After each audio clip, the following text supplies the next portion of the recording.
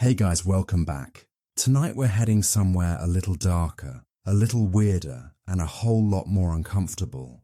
Medieval justice. So, dim your lights, get cozy, maybe pull the blankets a little tighter, and let's drift back to a time when people thought dunking someone in a pond could prove innocence. Because of course, that makes sense. Now the Middle Ages weren't exactly known for their subtlety. This was an era when diseases were blamed on bad air, doctors prescribed leeches, and people genuinely thought a witch could ruin their crops by glaring too hard.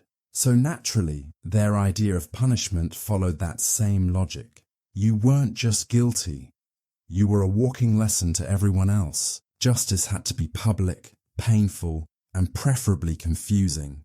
Let's start with one of the classics, the ducking stool. It sounds cute, right? Like something from a medieval fairground. Spoiler, it was not cute. Imagine being accused of gossiping too much, or being a scold, basically a woman who talked back. The punishment? You were strapped to a wooden chair attached to a long seesaw arm, then repeatedly dunked into a river, up and down, again and again. Sometimes until you nearly drowned, sometimes until you did. And if you think that's harsh for gossip, you're right.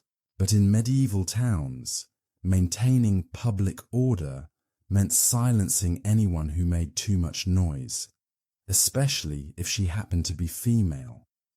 What's even more ironic is that this punishment was seen as merciful. It didn't technically shed blood, which the church considered important, because apparently it was fine to half drown someone as long as you didn't cut them open. Medieval logic. Now, if dunking wasn't dramatic enough, there was also the scold's bridle, or brank. This one looked like a metal cage that fit over your head, with a spiked plate that pressed down on your tongue. It was designed to stop nagging women from speaking, because nothing says justice like forcibly silencing people. They'd parade the person through town, wearing this contraption, while others jeered and threw rotten food. And again, everyone thought this was totally normal. If anything, it was entertainment. But hey, medieval folks loved a good show. Punishments weren't just about making the guilty pay. They were about reminding everyone else what not to do. Public humiliation was basically the medieval version of a social media call-out, only with more mud and fewer hashtags. Let's float over to something a little more creative. Trial by ordeal. The whole concept was simple. If you were innocent, God would protect you. If you weren't, well, enjoy the infection. There were many types. One was the ordeal by hot iron. You'd pick up a red-hot bar, walk a few steps, then have your hand bandaged. After 3 days, the priest would unwrap it. If it healed cleanly, God had vindicated you. If it festered, you were guilty. Of course, the human body doesn't usually heal cleanly after grabbing metal from a forge, but facts were less important than faith. Another favorite, the ordeal by water. The idea was that water, being pure, would reject evil. So, if you were tossed into a pond and floated, it meant you were guilty, because the water wouldn't accept you. But if you sank, congratulations, you were innocent.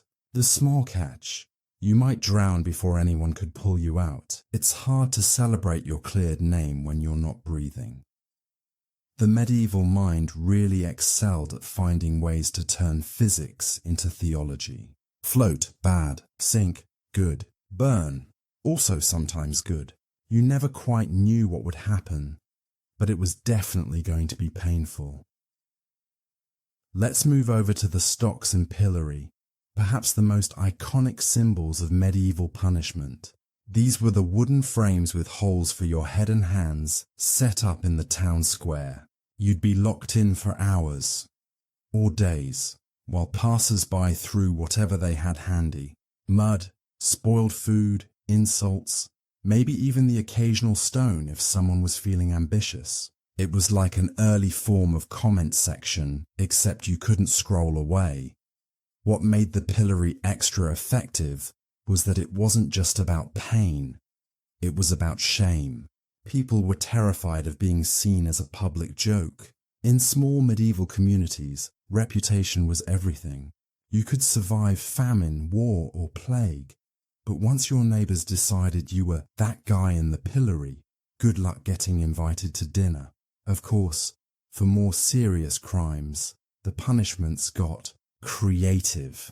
There was branding, where they'd literally burn a letter into your skin to mark what you'd done. A T for thief, for instance. The scar stayed with you forever. A medieval tattoo you definitely didn't ask for. Then there were mutilations, cutting off ears, hands, or even noses. Because what better way to make sure a thief never steals again than by removing the tools of the trade? It sounds barbaric now, but back then it was seen as merciful compared to execution. The logic went, at least they're alive, though probably not thrilled about it. Now one of the most infamous and absurdly theatrical punishments was the drunkard's cloak. Picture this, a big wooden barrel, hollowed out with holes for your head and arms. If you were caught drunk in public, you'd be forced to wear it and walk around town as everyone laughed. Basically, it was a walking meme, and if you tripped, which, given your state, was likely, you just roll around like a miserable, hungover turtle. The thing about medieval punishments is that they mixed brutality with humour, almost unintentionally. People found amusement in suffering because, frankly, there wasn't much else to do. No Netflix, no hobbies beyond surviving the next winter. Watching your neighbour in a barrel was peak entertainment. Let's not forget the tumbrel, a cart used to carry prisoners, or sometimes manure, both in some cases. People would be paraded through town, jeered at, and then publicly punished or executed. For the spectators, it was a kind of moral theatre. Look at this person's sins so you can feel better about your own. And speaking of moral theatre, the church played a massive role in shaping these punishments. Sin and crime often overlapped. Steal bread? Sin. Talk back to your husband? Sin. Look suspiciously like you might be a witch. Major sin. The church didn't always punish directly, but it had a say in what was considered acceptable. Bloodless punishments were preferred because spilling blood was unholy, so instead you'd be branded, whipped, or publicly humiliated. You know, all the wholesome alternatives. The medieval justice system wasn't about fairness. It was about control, spectacle, and deterrence. The goal wasn't to rehabilitate, it was to scare everyone else into obedience. If one person's pain could prevent 10 others from acting up, that was considered a success. As time went on, though, punishments became more codified.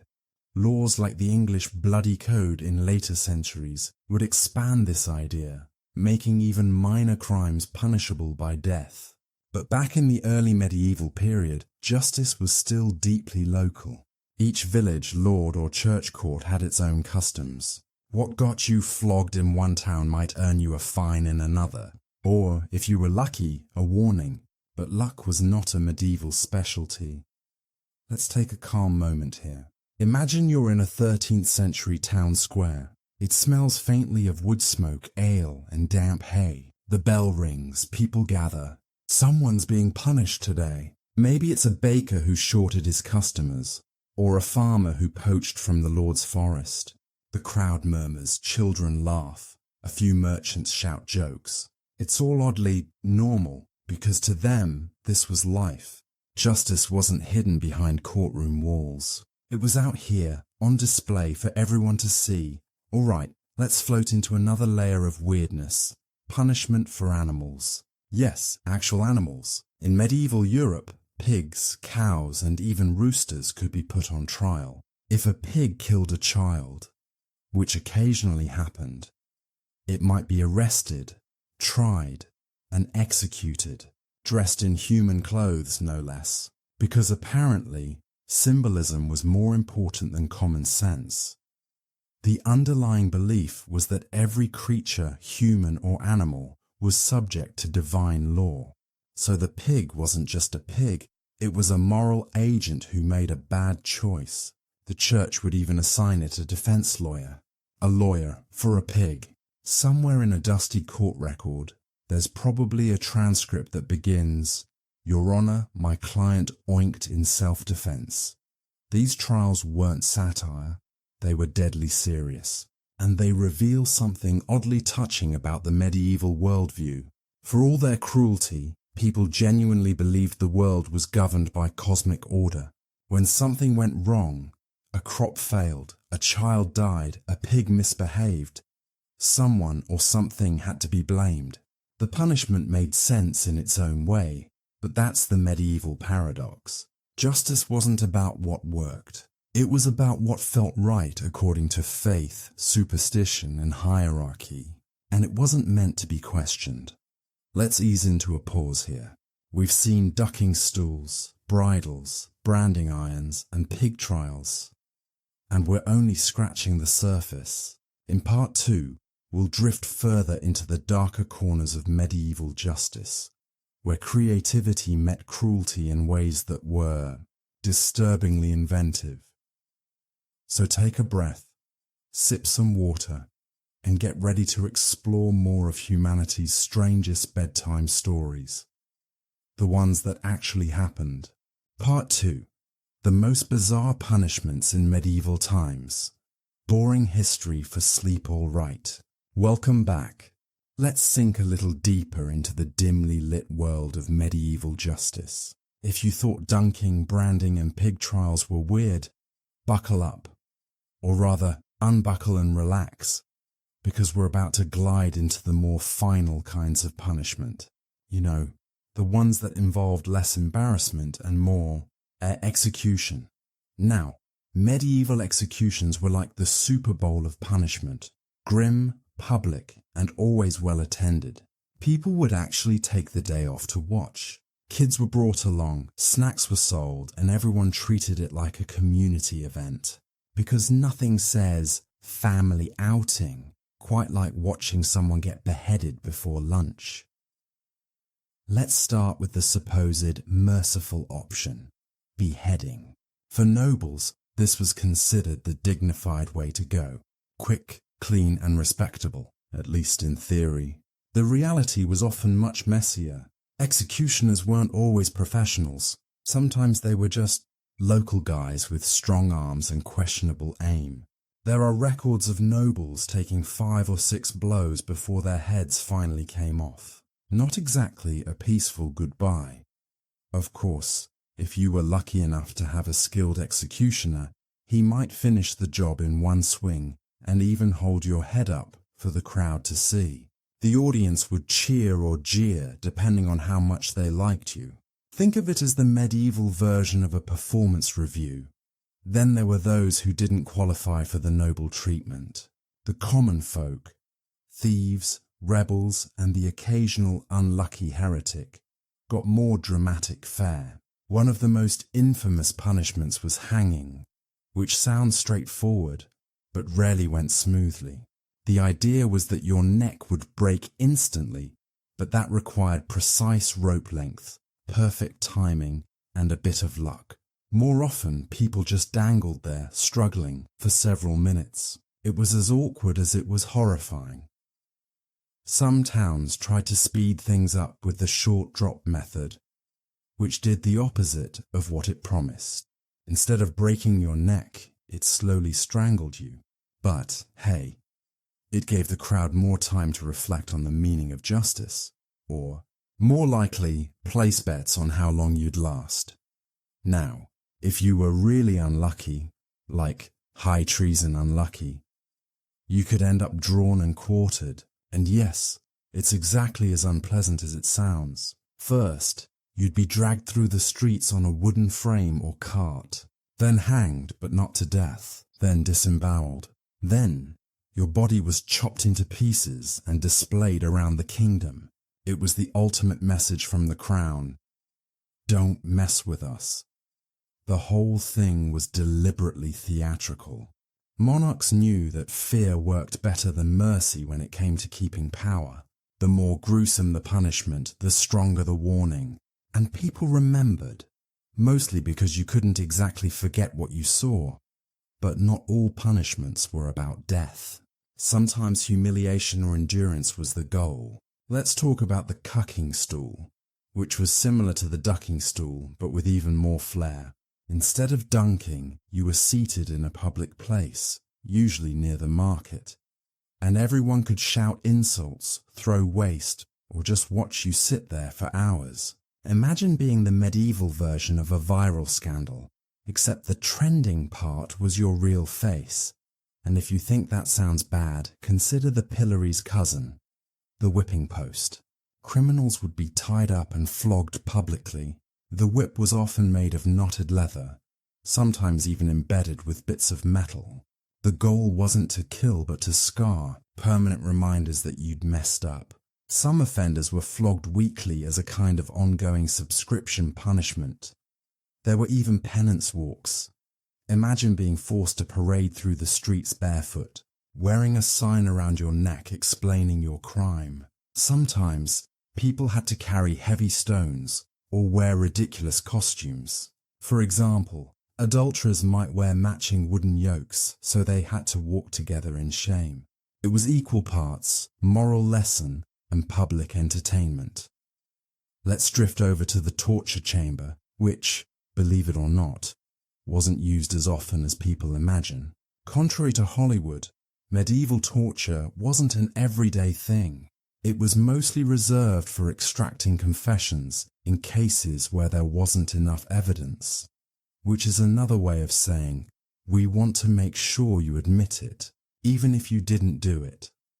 One infamous device was the rack, a simple machine that pulled your body in opposite directions until your joints dislocated.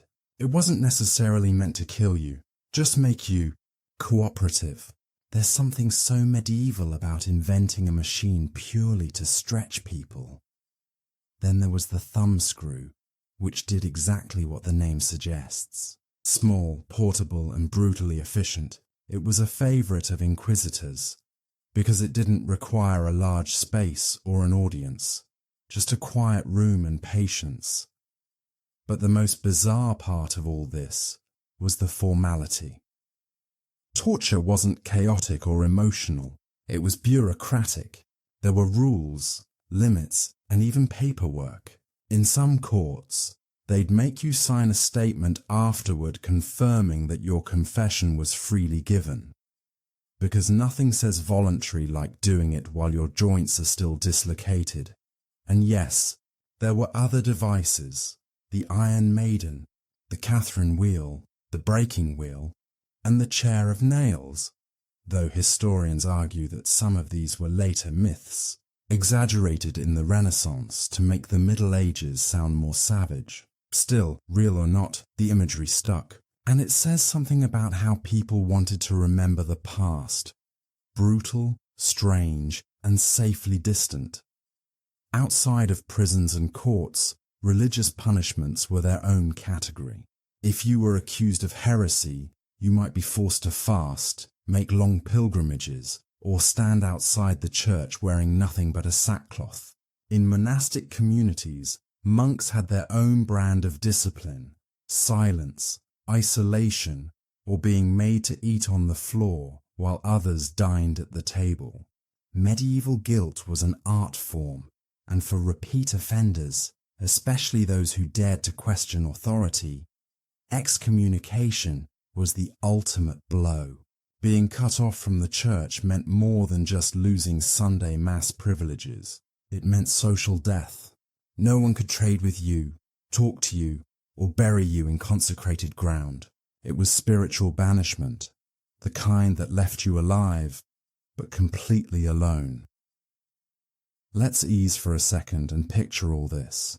The town square, the murmur of the crowd, a man in rags, trembling in the pillory, a priest muttering prayers, the scent of smoke and damp wood. It's also eerily calm, because this wasn't chaos, it was order. Pain had a purpose. Punishment was ritual. Of course, there were always exceptions, the rare cases that became legend, like William Wallace of Braveheart fame, who was famously drawn and quartered in London, or Joan of Arc, burned alive for heresy, only to be declared a saint centuries later. Medieval justice had a way of aging badly. People who were criminals one generation became martyrs the next. But in daily life, most punishments were smaller, quieter, a whipping for stealing bread, a fine for missing church, a ducking for gossiping. The grand executions were rare, but they loomed large in people's imaginations. They reminded everyone that authority wasn't just physical, it was divine. By the late medieval period, around the 14th and 15th centuries, punishments began to formalize. Legal systems evolved, written codes replaced oral customs, and professional judges started replacing angry mobs. But the philosophy stayed the same. Justice had to be seen. Private punishment didn't count. You had to feel it. Or better yet, let everyone else feel it through you. Let's float to a quieter, almost ironic thought. In some ways, people wanted public punishment. It made them feel secure. Seeing justice done reassured them that the world still made sense, even if it was cruel. If bad people suffered, maybe God was still watching. Maybe life, despite the famine and plague and general misery, still had order. And honestly, that belief, that the universe rewards the good and punishes the wicked, was one of the few things holding medieval society together. It was comforting, in a grim way. So as we drift here, between superstition and structure, cruelty and ritual, remember that punishment wasn't just a system. It was a story, told again and again in every village square, every sermon, every whispered warning to a child. Don't steal, don't gossip, don't question, or else. And with that gentle thought, let's slide into part 3, where we'll explore how prisons actually worked in the medieval world. The dark, damp cells that held everything from thieves to debtors to the occasional goat. Part 3. Public shame, animal trials, and the good old medieval justice system. All right, let's float deeper into the wonderfully confusing world of medieval punishment. Because if you thought public stocks and pillories were as weird as it got, oh, you sweet summer child.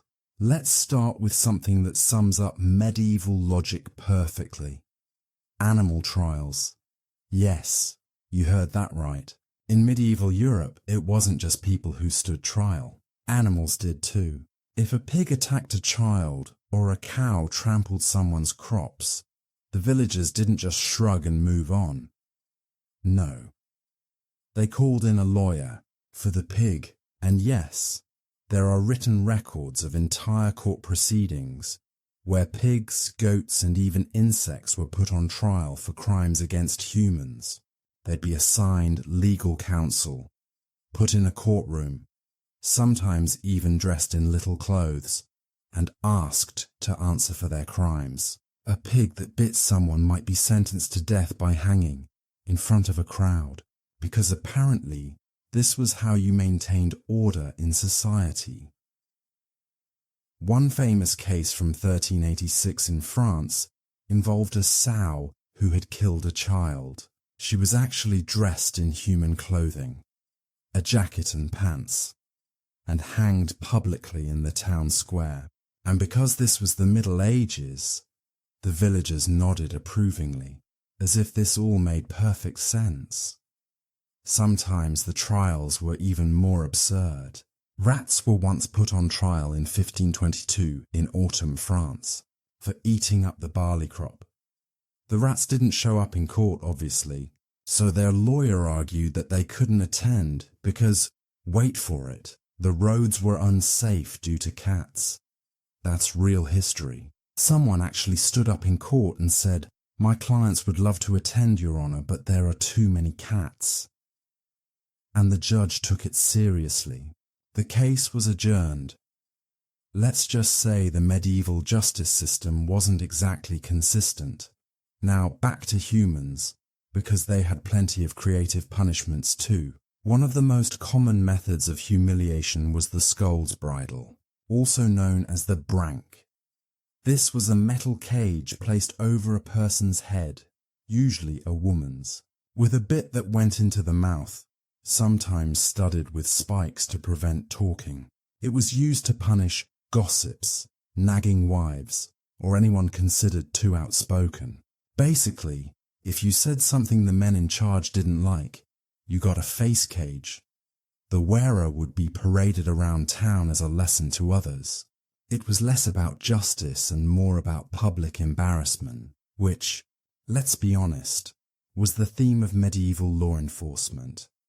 Speaking of humiliation, there was also the cucking stool, a favourite punishment for disorderly women. It was basically a wooden chair on the end of a lever, placed over a river or pond. The accused would be strapped in and dunked repeatedly into the cold, dirty water, sometimes until they confessed, sometimes until they just didn't come back up. And because medieval logic loved double standards, a man who got drunk too often could face the same treatment. So, if you ever fell asleep at the tavern after one too many meads, there was a chance you'd wake up tied to a chair, about to be dunked in a freezing river for moral correction. Now, the stocks and pillory were the bread and butter of public punishment. You'd be locked in place, either by your hands and head or your legs, and left in the town square for hours or days. The real punishment wasn't the discomfort, it was the crowd. People would come by to mock you, throw rotten food, or worse. Imagine being stuck in place while every local child you ever annoyed gets a chance to pelt you with cabbage. In some towns, people would throw dead animals, dung, or even stones. It was basically medieval social media, public shaming with zero moderation. And if you think that sounds cruel, remember, this was considered merciful compared to what else they could have done. Some punishments were surprisingly specific. In England, bakers who cheated customers by selling underweight bread were sometimes forced to be tied to a post with their own bread hanging around their necks. So, picture this. A man standing in the marketplace, loaves of stale bread tied around him, while everyone walks by and says, "That's what you get for shorting the scales." Geoffrey. And in Germany, the drunkard's cloak was a favourite. It was basically a large wooden barrel with holes cut out for the arms and head. The drunk was forced to wear it and walk through the streets while the crowd jeered. It looked ridiculous, but that was the point. You'd think twice before having another ale if it meant becoming the town barrel mascot. Let's move to something more poetic. Trial by ordeal. This was the medieval version of letting God decide guilt or innocence. The logic went like this. If you were innocent, God would protect you from harm. If you were guilty, well, good luck. One common ordeal was the hot iron test. The accused would pick up a red-hot iron bar and walk a few paces holding it. Then their hand would be bandaged for a few days. If it healed cleanly, they were innocent. If it festered, they were guilty. Because apparently, divine justice manifested through infection rates. Another was the ordeal by water. The accused would be bound and thrown into a river. If they floated, they were guilty, because the pure water was rejecting them. If they sank, they were innocent, which was comforting, except for the part where most people didn't survive the innocent result. It's a wonder medieval people ever got any sleep, knowing how fragile the line was between daily life and accidental heresy. Let's float for a moment into the strange world of religious punishments, which often blurred the line between law, faith, and performance art. For example, the penitent's walk, where sinners were forced to walk barefoot through town, often half naked, carrying a candle or a heavy cross. Everyone would watch as they trudged along, repenting loudly. It was part punishment, part sermon, and part free entertainment for the locals. And then there was the hair shirt, a rough garment made from animal hair or coarse fabric, worn next to the skin as a form of self-punishment. The itch and irritation were meant to remind the wearer of their sins. Basically, medieval people invented the concept of discomfort as moral improvement. Alright, before we drift off completely, let's ease into one of the most famous and deeply weird examples of medieval justice, the corpse trial. Yes, a trial where the defendant was already dead. The most infamous case was Pope Formosus in 897 AD. His successor, Pope Stephen VI, didn't like him much. So what did he do? He dug up Formosus's corpse, dressed it in papal robes, and put it on trial for perjury and other crimes. A literal corpse, propped up on a throne, being yelled at by cardinals. Stephen screamed accusations at the dead pope, found him guilty, cut off his blessing fingers, and threw his body into the Tiber River. You'd think that would have been the end of it, but no.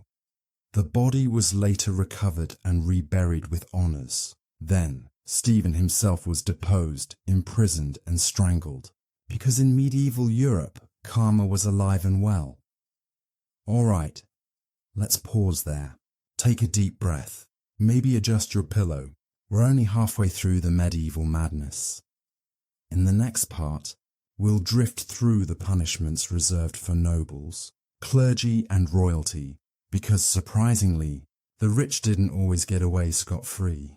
Sometimes they just got punished more elegantly. Part 4. When nobles got what was coming. Kind of, alright. Let's stretch a little and drift into the royal courts, where punishments were less dirty dungeon and more public humiliation with embroidery. Because, even though nobles and royals had all the luxury and privilege in the world, they still managed to find themselves tangled in some truly bizarre justice rituals. You see, for medieval elites, punishment was rarely about pain. It was about status. A peasant might get whipped or branded, but a noble, they got ceremony. Everything had to look refined, even when it was ridiculous. Take, for example, banishment. This was one of the most common punishments for nobles. Basically, a royal way of saying, go think about what you've done somewhere else. You might be exiled to another part of the kingdom, or even sent abroad, which, let's be honest, sometimes worked out better than staying home. Plenty of medieval lords lived quite comfortably in exile, sipping imported wine and writing angry letters about how misunderstood they were. But exile wasn't always a soft landing. For example, when Eleanor of Aquitaine rebelled against her husband, King Henry II of England, she spent 16 years imprisoned, not in a dungeon, but in various castles. Still, a gilded cage is a cage. 16 years is a long time to stare at stone walls and think, maybe starting a civil war wasn't my best idea. Now, one of the most famous examples of noble punishment, or noble theatre, was public penance. Let's talk about Henry II again, since he's basically the king of bad decisions. After his knights murdered Archbishop Thomas Becket, which he may or may not have indirectly ordered, the public turned on him. To make things right, Henry walked barefoot through the streets of Canterbury, wearing a sackcloth, while 80 monks lined up to whip him with birch branches. He did this voluntarily, as an act of repentance, because apparently nothing says I'm sorry like a royal spanking parade. And yes, it worked. The people forgave him. Medieval politics really were that simple sometimes. Of course, if you were a very high birth, say royal blood, punishments became complicated. No one wanted to set the precedent of beheading a king. That just made everyone nervous. So they got creative. Let's float over to Emperor Henry IV, who famously did the walk to Canossa in 1077. He had been excommunicated by the Pope, which back then was basically the medieval version of getting cancelled. So he travelled all the way to the Pope's castle in Italy, barefoot, wearing a wool shirt, and stood outside in the snow for 3 days begging forgiveness. 3 days. In the snow, without food or shoes, the Pope finally let him in. But you can imagine the conversation wasn't exactly warm. Still, it worked. Henry was reinstated. And the moral of the story: in medieval politics, sometimes grovelling really did pay off. Now, when royals did face execution, it was usually handled with as much dignity as possible, unless the crowd really hated them. Take Anne Boleyn, Henry VIII's unfortunate second wife. She was accused of treason, adultery and witchcraft. You know, the usual Tudor triple combo. But because she was queen, she got the honour of being executed by a skilled French swordsman, imported specially for the job. A clean, swift cut, no messy hacking. Compare that to the average commoner's experience with an axe-happy executioner who might take 3 tries to finish the job. Royal privilege, even in death. And speaking of Henry VIII, that man was practically a one-man execution committee. He executed nobles left and right, often for reasons as vague as treasonous thoughts or looked at me funny. But he always framed it as divine justice, because of course he was God's chosen king. Meanwhile, across Europe, similar elegant punishments played out. In France, nobles who fell out of favour were often forced into monastic exile, meaning they were sent to live in a monastery for the rest of their lives. It sounds peaceful, until you remember that meant a lifetime of cold mornings, silence, fasting, and prayer. A slow, spiritual kind of punishment, like being grounded by God. Now the clergy had their own brand of disciplinary weirdness. Priests and monks couldn't be publicly punished, so they got ecclesiastical corrections. These could range from being assigned 1,000 prayers to copying the Bible by hand, which, let's be honest, is a punishment in itself. And then there were degradations. Rituals where a corrupt priest or bishop was stripped of his rank, literally. They'd remove each piece of his clothing one by one, reciting the symbolic meaning, removing the ring, the robe, the staff, until the disgraced clergyman stood there humiliated, no longer a man of God but just another sinner. It was theatre. Everything in the Middle Ages was theatre. Even when someone powerful did face death, it had to be wrapped in ritual. For example, Thomas More, who refused to acknowledge Henry VIII as head of the church, went calmly to his execution, made a few dry jokes, and said he was dying, the king's good servant, but God's first. That line was rehearsed for history, because in the medieval mind, dying with dignity wasn't about justice, it was about image. Meanwhile, peasants were still being flogged for stealing turnips. The contrast was, frankly, absurd. Let's float for a moment into the punishments that blended art and cruelty, because yes, medieval people somehow found ways to make suffering look creative. One of the most symbolically bizarre punishments was the shame flute, a real instrument of humiliation used in parts of Germany. Musicians who played poorly or caused disturbances were forced to wear a metal flute contraption around their neck and play it in public, usually while being mocked. It looked ridiculous, which was the point, because humiliation was often considered the best teacher. And then, of course, there was the heretics parade. Accused heretics were often made to march through town wearing paper hats covered in drawings of demons or flames, so everyone could see exactly where they were headed. Eternally speaking, even executions were choreographed to send a moral message. Heretics were burned at the stake not just to kill them, but to cleanse their souls by fire, at least in theory. It's easy to laugh now, safely tucked in bed, but this was a world where everything, punishment, religion, politics, was tangled together in one smoky, self-righteous performance, and somehow people believed it all made sense. All right, take another breath. Maybe adjust your blanket. In the next part, we'll drift away from the nobles and clergy and into the punishments for common crimes, like theft, gossip, or just bad luck. Spoiler: medieval people could make anything punishable. Part 5. The everyday punishments for every day. Folks, let's drift down from the castles and cathedrals back into the villages, where life was much simpler and punishment was much less forgiving. If you were a regular person in medieval times, you didn't have lawyers, trials, or second chances.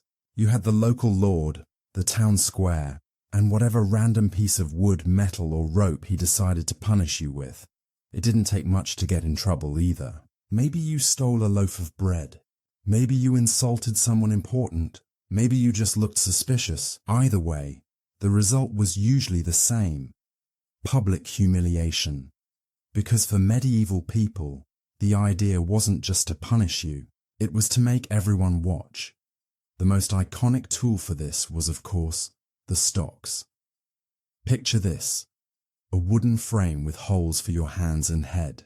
You're stuck there for hours, or days, while people walk by, throw spoiled vegetables, and make comments about your life choices. If it was winter, your fingers might go numb. If it was summer, flies and heat took care of the rest. And if you were lucky, that was all that happened. Sometimes the stocks came with a bonus, like being forced to wear a sign explaining your crime. Thief, gossip, drunkard. Basically medieval Twitter, but with actual rotten tomatoes. Then there was the pillory, which worked similarly but held you upright instead of sitting down. It was the medieval version of a public post, literally. And just like on social media, once the crowd turned on you, things could get pretty ugly. Now, for more domestic offences, like gossiping, nagging, or talking too much, there was the scold's bridle, also called the brank. This was a metal cage fitted over the head with an iron bit that went into the mouth. The idea was to stop you from speaking. It was most often used on women accused of being scolds, which really meant any woman who annoyed a man in authority. So, yes, it was a punishment for having opinions. A true medieval classic. Some versions of the bridle even had bells attached, so everyone could hear you coming, because humiliation, apparently, was better with sound effects. Then there was the ducking stool, another favourite for troublesome women. A chair attached to a long wooden beam, where the accused would be tied up and dunked repeatedly into a river or pond. Sometimes it was meant as punishment, sometimes as a test. If you floated, you were guilty, maybe even a witch. If you sank, well, you were innocent, but also probably dead. So yes, medieval justice wasn't exactly what we'd call balanced. For thieves, things could get a little more permanent. First offences might mean public whipping or having your ears nailed to a post. Repeat offenders could lose a hand or worse. Why the ears? Because it was symbolic. You heard the law but disobeyed it. So they took your ears as a reminder, and if your crime was lying or blasphemy, sometimes they branded your tongue, or, in the more merciful cases, made you carry a red-hot iron to prove your innocence. If your hand healed cleanly, God had forgiven you. If not, better luck next life. This system of trial by ordeal was used for centuries. There was trial by water, trial by fire, trial by combat, all based on the idea that divine intervention would reveal the truth, because God apparently moonlighted as a forensic expert. One of the strangest ordeals was the bread and cheese test. The accused had to eat a piece of consecrated bread and cheese while priests prayed. If they choked, guilty. If not, innocent. It sounds almost silly now, but back then, this was deadly serious. Medieval people genuinely believed that justice wasn't just human, it was spiritual. The law and the church were one and the same, and sin was treated like a crime, which meant that crimes often doubled as sins. Adultery, for instance, was treated harshly. In many places, adulterers were forced to parade through town naked or half-dressed, sometimes holding candles or wearing garlands of nettles. Public shame again, the favourite medieval cure-all. Even laziness could land you in trouble. If you were caught begging without permission or refusing to work, you might be whipped, branded, or banished. Because, to medieval minds, poverty wasn't a problem, it was a moral failing. Let's float for a moment into the punishments used for dishonesty, because this is where things get a little creative. In some towns, liars had to wear false tongues made of wood or metal as they stood in public. Others were forced to carry heavy stones through the streets to symbolize the weight of their lies. And if you were caught cheating in the marketplace, say, selling watered-down wine or short-weight bread, you might be tied to your own stall, surrounded by your spoiled goods, while everyone laughed. There's even a record from medieval Germany of a baker being forced to wear an enormous fake bread collar for selling loaves that were too small, which honestly sounds like a very specific form of cosplay punishment. And then there was the drunkard's cloak, another favourite of the German states, basically a wooden barrel with holes cut out for your arms and head. If you got too drunk and caused a scene, they'd stick you inside the barrel and march you around town. Imagine the worst hangover of your life, but inside a portable humiliation device. Of course, all of this happened in public, because again, punishment wasn't about rehabilitation, it was about example. The idea was to scare everyone else into obedience, and fear worked. People didn't want to end up in the stocks, or the ducking chair, or wearing the drunkard's barrel. But what's most fascinating is how normalized all this was. Villagers would gather for punishments like they were community events, bring the kids, pack some bread, and watch old Thomas get whipped for stealing hay. It was entertainment. It was moral education. It was social control, all rolled into one. And while we can laugh at the absurdity now, for them, it was just part of life, like market day or church or worrying about the next plague. All right, breathe. The punishments we've seen so far were for humans, but believe it or not, sometimes medieval people also put animals on trial. Yes, actual animals. In the next part, we'll float gently into that surreal corner of history, where pigs, roosters, and even insects were brought before courts and found guilty of crimes. Because why punish just people when you can drag half the barnyard into it too? Part 6, when animals went on trial, because why not? Alright, so you might want to get comfortable for this one, because we're heading into one of the strangest corners of medieval justice. And yes, I'm completely serious. People in the Middle Ages really did put animals on trial, not symbolically, not metaphorically, literally. They had judges, lawyers, witnesses, sometimes even appeals. The only thing missing was the animal's ability to understand what was happening, which somehow didn't seem to bother anyone. The logic was simple, if bizarre. If animals could commit harm, they could also be guilty. And if they were guilty, they deserved punishment, just like people. So, let's imagine this together. You're in a small medieval village.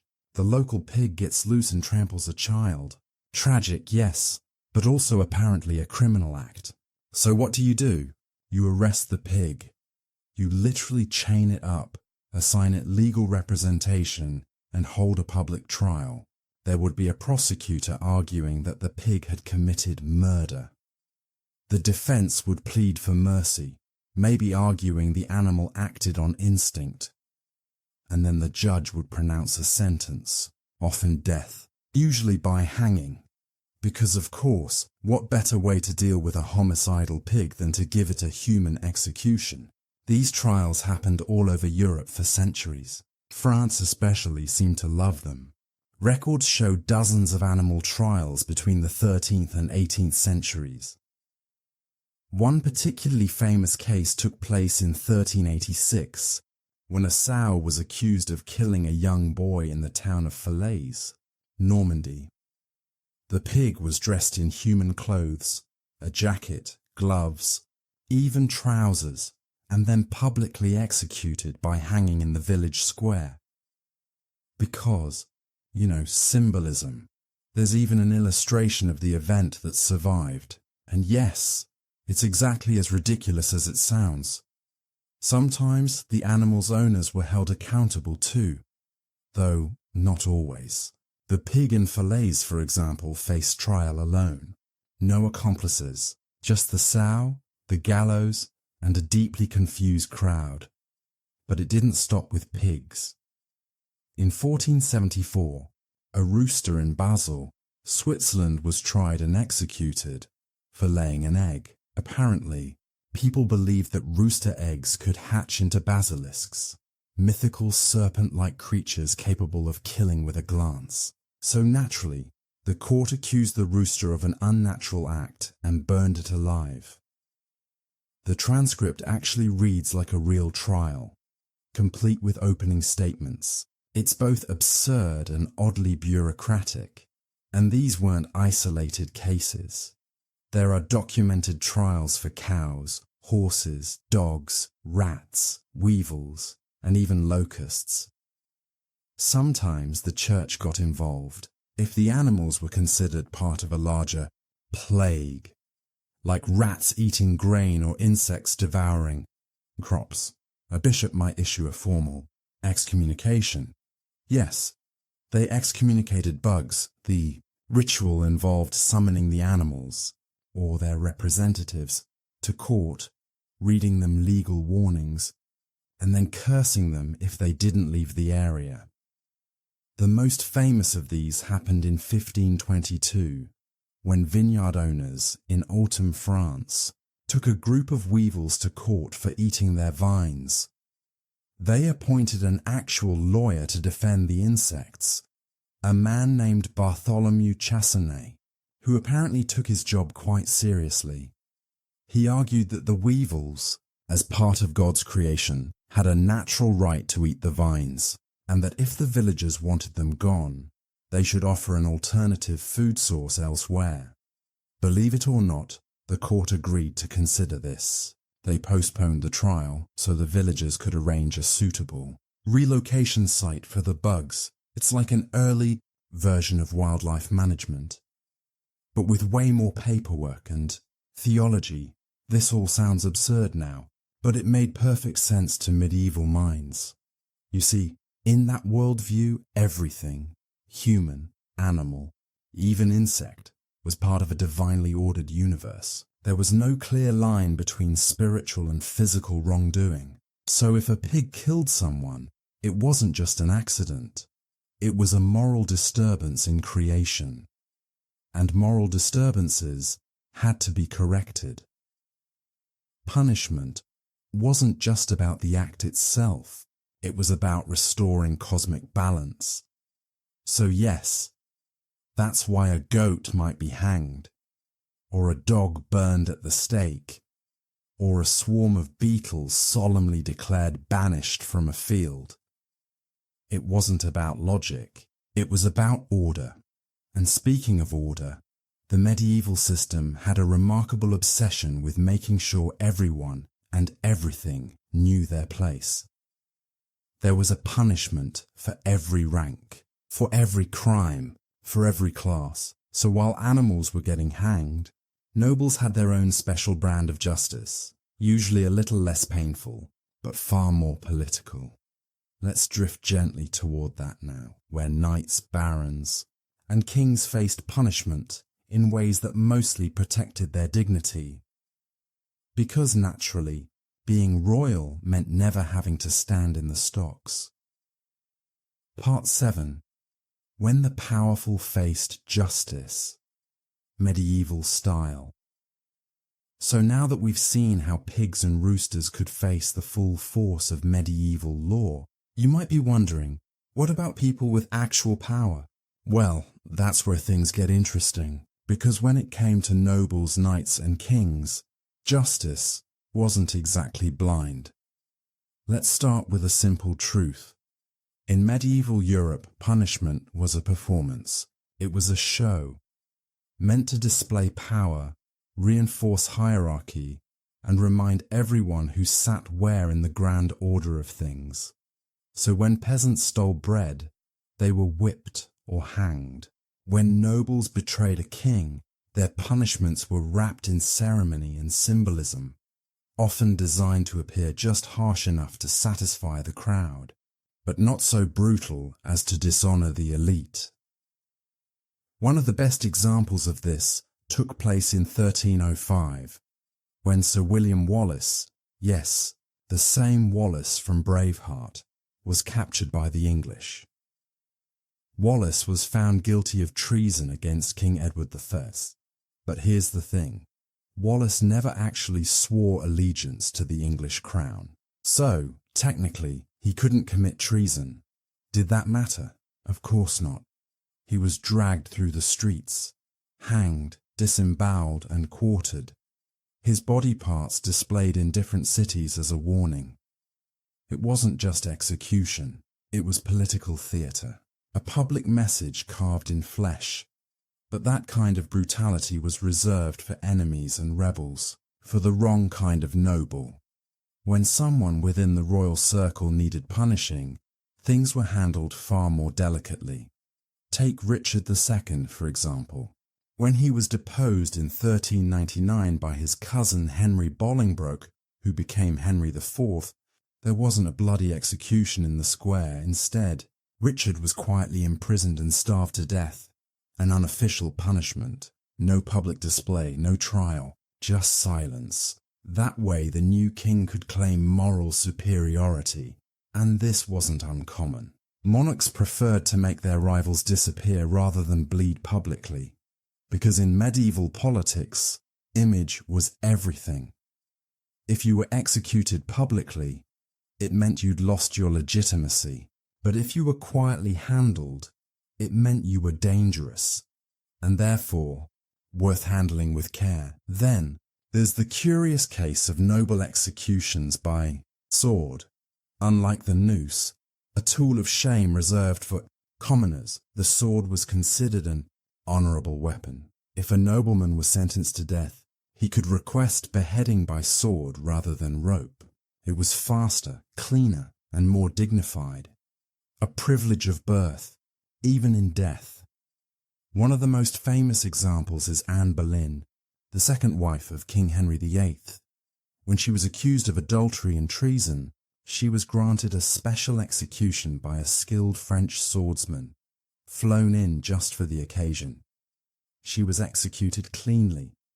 In one strike, Henry reportedly paid extra for precision because, again, appearances mattered.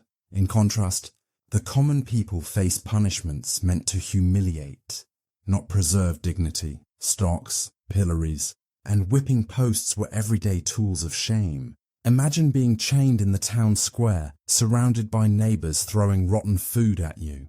It wasn't just about pain, it was about reputation. Even minor crimes, like gossiping, lying, or selling bad bread, could earn you a few hours of public humiliation. It sounds petty, but it worked. Medieval society ran on reputation, so shame was an effective weapon. And then, of course, there was the church, because in this era, spiritual guilt was as serious as physical crime. If the king ruled the body, the church ruled the soul. So if you sinned against God, witchcraft, heresy, or blasphemy, your punishment came with extra weight. You weren't just a criminal, you were a threat to eternity. That's when things got truly terrifying. Because while secular punishments could be gruesome, church punishments were theatrical. Trials for heresy weren't just about guilt. They were about spectacle, confession, and the cleansing of sin through fire. Yes, fire. Because, as the church saw it, fire purified, and few institutions embodied that belief more fiercely than the Inquisition.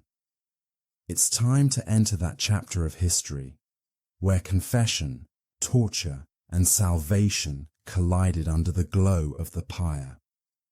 Part 8. The Inquisition.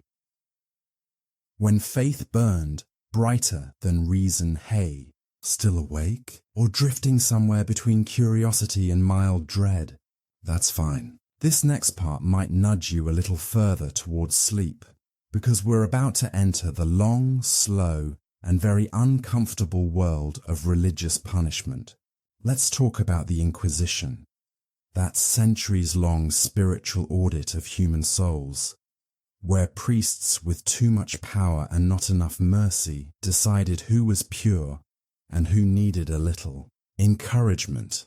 It began in the 12th century, when the Catholic Church decided heresy, that is, disagreeing with church doctrine, was not just a sin, but an existential threat to society. Because if one person questioned God, what was next? Questioning kings, taxes, the idea that the earth was the center of everything? Scandalous. So the church created a system, inquisitors, courts, and records to identify, interrogate, and correct anyone suspected of thinking too freely. It started modestly enough in southern France, targeting the Cathars, a group of Christian heretics who believed the material world was evil.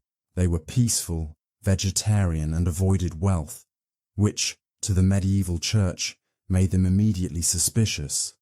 After all, they were poor by choice, and that couldn't be right, so the Inquisition was sent in, question by question, confession by confession. And if you didn't cooperate, well, the church had methods, and by methods, I mean torture.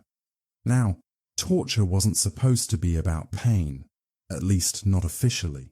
It was about extracting the truth, helping the accused remember their sins, but in practice, it was a dark bureaucratic ritual. Devices like the rack, the strappado, and the thumbscrew became standard tools of divine persuasion. Imagine a priest calmly asking you to confess, while someone turns a wheel that slowly pulls your joints apart. Then, once you confessed, you'd be forgiven, and probably executed anyway. It was a system that managed to be both merciful and merciless at the same time.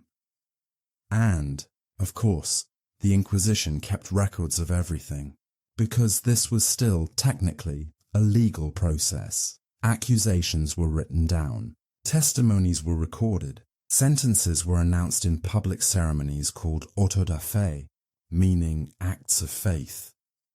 Picture a crowd gathering in a Spanish plaza, sunlight bouncing off white stone, while heretics, men, women, even children, were marched out in plain robes with paper hats marking their sins. Some were publicly shamed.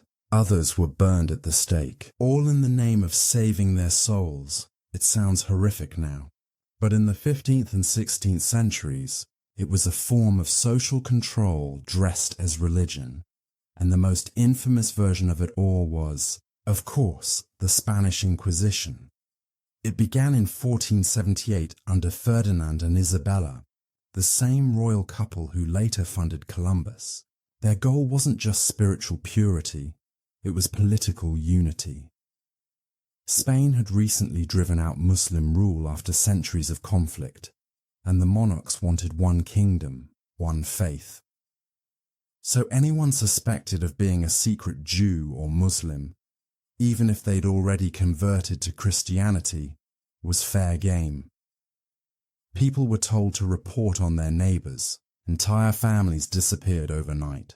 Wealth was confiscated, and the irony? Many inquisitors themselves were rumored to be corrupt, taking bribes or settling personal vendettas under the holy banner of faith. By the 1500s, the Inquisition's reach had spread to Italy, Portugal, and the New World. It became a kind of spiritual surveillance system, long before that phrase existed. And one of its most tragic targets was Galileo Galilei, the astronomer who had the audacity to suggest that the Earth wasn't the center of the universe. The Church called him to trial in 1633. He was interrogated, shown the instruments of torture, and eventually forced to recant his heresy.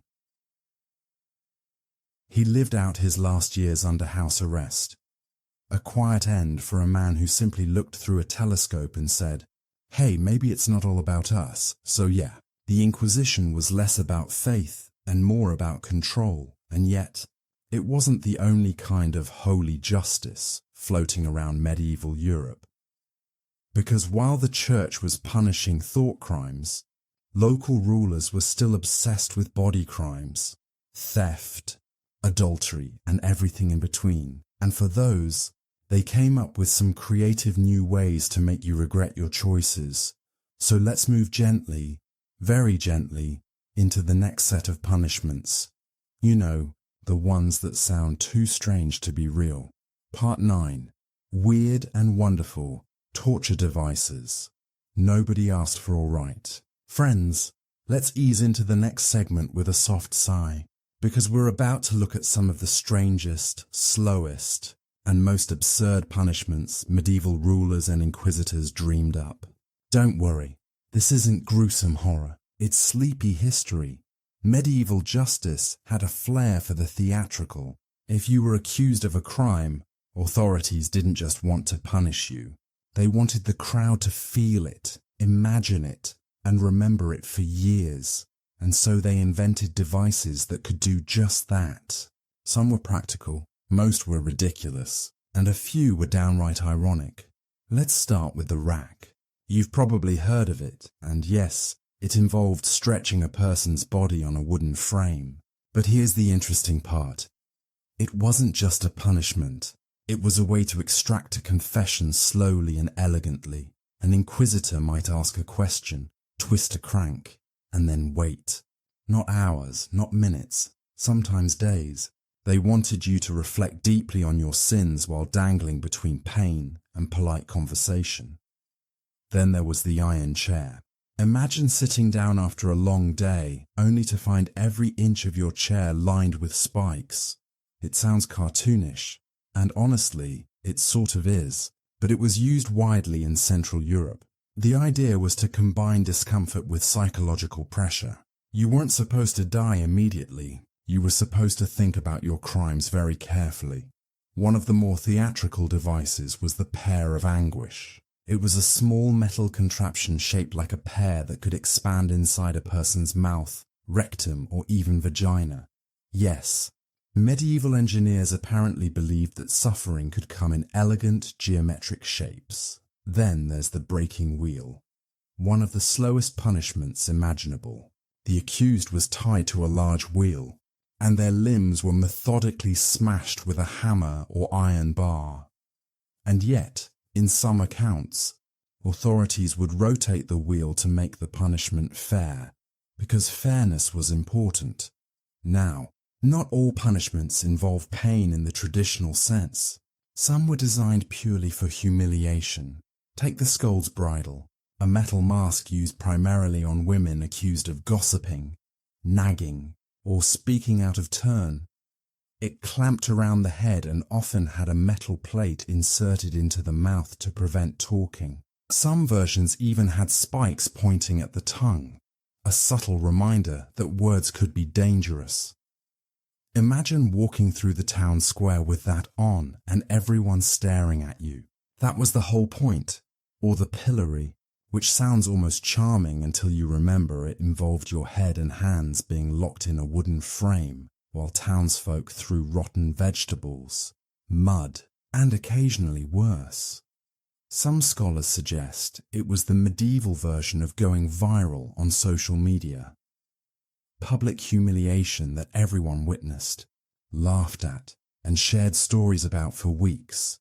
And then there were the punishments designed to inspire fear through sheer absurdity. For example, in 15th century France, thieves were sometimes sewn into sacks with live animals, dogs, snakes, or monkeys, and then thrown into a river. This combined punishment, public spectacle, and the unpredictable element of surviving the animals. It was chaotic, surreal, and medieval. There were also punishments that bordered on ceremonial absurdity. If a noble was caught committing a minor crime, they might be forced to ride through the town wearing a ridiculous outfit, carry a symbolic item, or bow to the townspeople in elaborate rituals.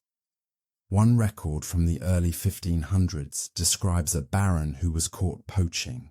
His punishment? Walk through the village wearing a pork rind hat and a coat decorated with sausages, while the villagers laughed politely and pretended to respect his dignity. It's like performance art, but sad, uncomfortable, and slightly terrifying.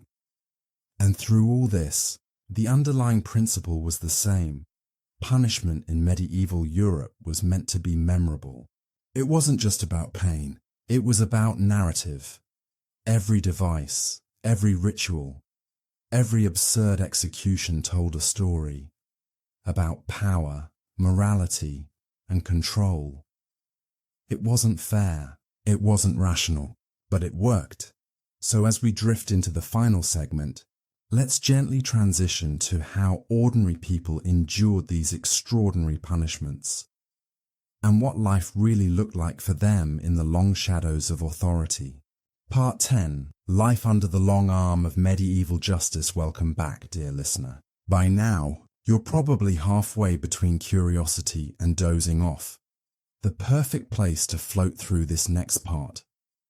Let's take a slow look at what daily life felt like for the average person under medieval law. Because while the kings, nobles, and inquisitors were inventing creative punishments, the peasants and townsfolk had their own rhythm of fear, obligation, and occasional absurdity.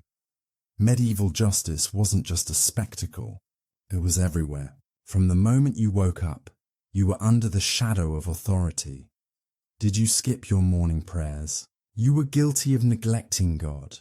Did you let your animals graze on the wrong patch of land? That was trespassing. Did your neighbor accuse you of lying about a loaf of bread? That could escalate into a public trial. Yes, trials could be long, boring, and incredibly performative, sometimes lasting days. And they had a curious way of mixing legal procedure with social theatre. Take trial by ordeal, for example. It sounds old-fashioned because it was. If someone was accused of theft or adultery instead of gathering evidence, they might have to hold a red-hot iron or plunge their hand into boiling water. If your hand healed cleanly after a few days, you were innocent. If it didn't, well, let's just say your reputation was gone, along with whatever hand you needed for daily chores. Or imagine trial by combat, a method usually reserved for nobles or knights. The accused and the accuser would literally fight it out. God was supposed to guide the winner. Medieval arbitration with fists and swords. And for most people, punishment wasn't necessarily immediate. Sometimes it came in the form of taxes, fines, or public shaming. Villagers might be forced to contribute food or labor to repair a church, or parade through town with a sign announcing their misdeeds. Humiliation was a tool as powerful as pain, but life wasn't only about punishment. There were also little loopholes, little chances to avoid the full brunt of justice. Bribes, clever excuses and connections could save you from the rack, the stocks, or the iron chair. Still, the fear of punishment shaped behavior. People walked a careful line. not just between right and wrong, but between survival and spectacle. And yet, in this dark and controlled environment, communities found ways to breathe. Markets, festivals, storytelling, and gossip allowed people to carve small spaces of freedom and joy. Even under the gaze of the king, the inquisitor, or the town crier, ordinary people learned to navigate life with wit, humour, and endurance. And that's perhaps the most fascinating part of medieval justice. For all its absurdity, cruelty, and theatricality, life went on. People worked, laughed, cried, and occasionally plotted clever ways to avoid the attention of authority. Because in the end, that's human nature. To find warmth, connection, and small victories, even when the world insists on discomfort and spectacle. And with that gentle thought, dear listener, we're nearing the end of our journey through medieval punishments. We've seen the bizarre, the dark, and the strangely creative. We've floated through kings' whims, inquisitors' rituals, and the peculiar devices that made punishment into art.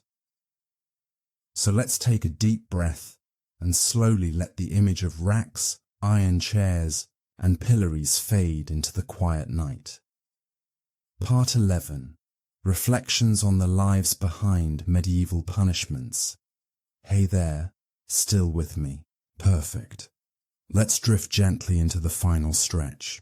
By now you've seen the weird, the cruel, and the theatrical sides of medieval justice.